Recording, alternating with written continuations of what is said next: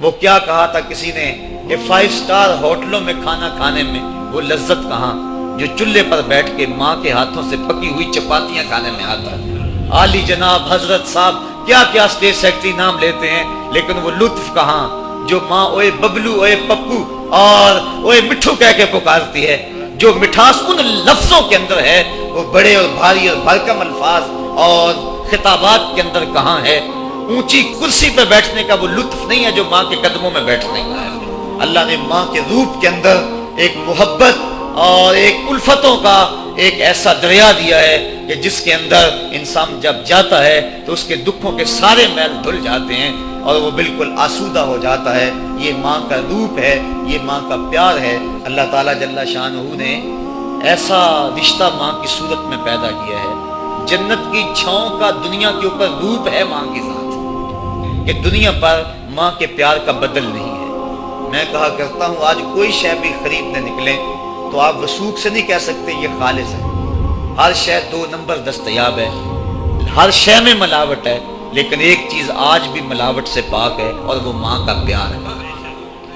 ماں کی محبت آج بھی کھری ہے اور آج بھی اس میں کوئی ملاوٹ نہیں ہوئی۔ بچہ بوڑھا بھی ہو جائے لیکن ماں کے لیے وہ بچہ ہوتا ہے، ماں کی دعائیں اسی طرح اس کے لیے ہوتی ہیں، اور بچہ آغوش مادر میں آ کر پھر طفل سادہ رہ جاتا ہے۔ یہ ماں کا پیار اور ماں کی محبتیں۔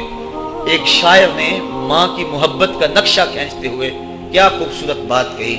وہ کہتا ہے مدت ہوئی میری ماں نہیں سوئی تابش، میں نے ایک بار کہا تھا مجھے رات کو ڈر لگتا ہے۔ کہا سحری کے وقت میں نے ایک بار اٹھ کے رات کو چونک کر کہا تھا مجھے رات کو ڈر لگتا ہے۔ مدت ہوگی اس بات کو، یہ قصہ پرانا ہو گیا ہوا ہے، مجھے بھی بھول گیا ہوا ہے، لیکن میری ماں رات کو نہیں سوتی، میرے بیٹے کو کہیں ڈر نہ لگ رہا۔ یہ ماں کے پیار کا روپ ہے۔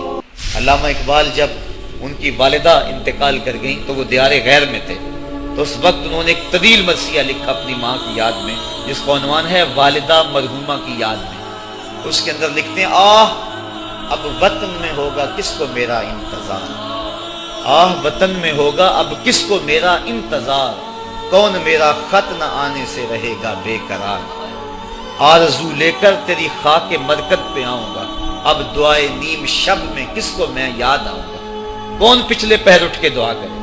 ہر ایک سے کہنا پڑتا نا جناب دعا کرنا، مولوی صاحب سے بھی عرض کرنا پڑتا حضور دعا میں یاد رکھنا، پیر صاحب سے گزارش کرنا پڑتی ہے جناب مجھے دودھ راتوں میں اور چاندنی راتوں میں مجھے یاد رکھنا، حاجی کو معتمر کو کہنا پڑتا جناب دیار حرم میں جا رہے ہو اور دیار حبیب میں جا رہے ہو وہاں مجھے دعاؤں میں یاد رکھنا، سین حرم میں بھی اور جالی کے سامنے بھی ہر ایک کو کہنا پڑتا ہے کہ مجھے دعاؤں میں یاد رکھنا۔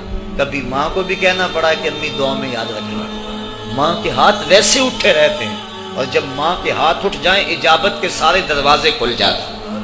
میں نے پڑھا کتب حدیث میں جو دعائیں رد نہیں ہوتی ان میں سے ایک ماں کی دعا ہے، جب ماں ہاتھ اٹھا دے تو جنت کے سارے دروازے کھل جاتے ہیں، اور یہ لازمی نہیں ہے کہ ماں رابعہ بصریہ ہو تو پھر ہی اس کی دعا قبول ہوتی ہے۔ اپلے تھاپتی ہوئی ماں اور لیپا پوتی کرتی ہوئی ماں جو ہے وہ مٹی سے بھرے ہوئے ہاتھ اٹھا دے تو اللہ ان ہاتھوں کو بھی خالی نہیں موڑتا۔ ماں جب بولتی ہے تو اس کے لہجے میں جبریل بولتا ہے، ماں جب مسکراتی ہے لگتا ہے جنت کی ساری کلیاں کھل اٹھی ہیں۔ ماں کے چہرے کی رونق اور ماں کے چہرے کی جو ہے وہ خوشی بیٹے کے دل کو حقیقی قرار اور حقیقی تسکین دیتی ہے۔ جو ٹھنڈ ماں کے ساتھ نصیب ہوتی ہے وہ کائنات میں کسی اور جگہ پہ نہیں ہے۔ جو گھنا سایہ ماں کے دامن میں ہے وہ کسی اور جگہ میسر نہیں ہو سکتا ہے۔ تو ماں کا بچھڑ جانا، اس دنیا سے چلے جانا، یہ ایسے ہی ہوتا ہے جس طرح کوئی بندہ گھنے سائے میں کھڑا ہو تو اچانک اس کو دھوپ میں کھڑا کر دیا جائے، پھر اسے پتا چلتا ہے کہ کتنا گھنا سایہ تھا۔ جس طرح درخت ساری دھوپ اپنے اوپر سہتا ہے اور جو اپنے نیچے کھڑا ہو اس کو ٹھنڈک دیتا ہے، اسی طرح ماں باپ سارے دکھ اپنے اوپر سہتے ہیں لیکن اپنی اولاد کو ٹھنڈک پہنچاتے ہیں۔ ماں باپ کے اس دنیا سے چلے جانے کے بعد پتا چلتا ہے کہ میں کتنی گھنی چھاؤں سے کس کڑاکے دار دھوپ میں آ گیا ہوں، اور میری زندگی کے اندر کتنے دکھوں کا زہر گل رہا ہے۔ جو زہر پہلے ماں ہمارے قریب نہیں آنے دیتی تھی، جو باپ ہمارے قریب نہیں آنے دیتا تھا، وہ اپنی باہوں میں اور اپنے سینے میں ان غموں اور دکھوں کو سمیٹ لیا کرتے تھے۔ تو ماں کا بچھڑ جانا ماں کا اس دنیا سے چلے جانا یہ بہت بڑا سانحہ ہوتا ہے۔